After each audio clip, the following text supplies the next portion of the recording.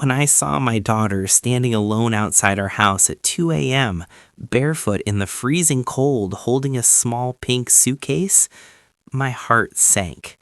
Because in that moment, I realized something inside her had already broken. I stopped the car so suddenly that the tires screeched against the empty street. For a second, I just sat there, staring at her through the windshield, unable to move. She looked so small under the dim streetlight, her thin shoulders shaking from the cold, her hair messy like she had been crying for hours. This was the same little girl who used to run into my arms every evening, laughing, calling me her hero. But tonight, she didn't even look at me. I slowly stepped out of the car, afraid that if I moved too fast, she might disappear like a dream. "Sweetheart," I whispered, my voice trembling. She finally looked up at me, and when our eyes met, my chest tightened. Her eyes were swollen, full of hurt, not anger, not fear, just deep, silent sadness. "Why are you outside at this hour?" I asked, trying to keep my voice calm. She didn't answer right away. Instead, she clutched the handle of her tiny suitcase tighter, her fingers turning pale. Then, in a soft, broken voice, she said, "I thought you wouldn't notice if I left." Those words felt like a knife twisting inside my heart.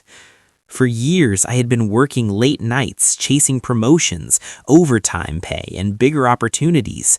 Every time she asked me to play, I told her, "Not now, I'm tired." Every time she waited for me at dinner, I came home after she had already fallen asleep. I convinced myself that all of this was for her. A better house, better school, better life. But standing there that night, I realized something painful. I had been giving her everything except the one thing she truly needed, my presence. Tears rolled down her cheeks as she whispered, "You used to sit with me every night.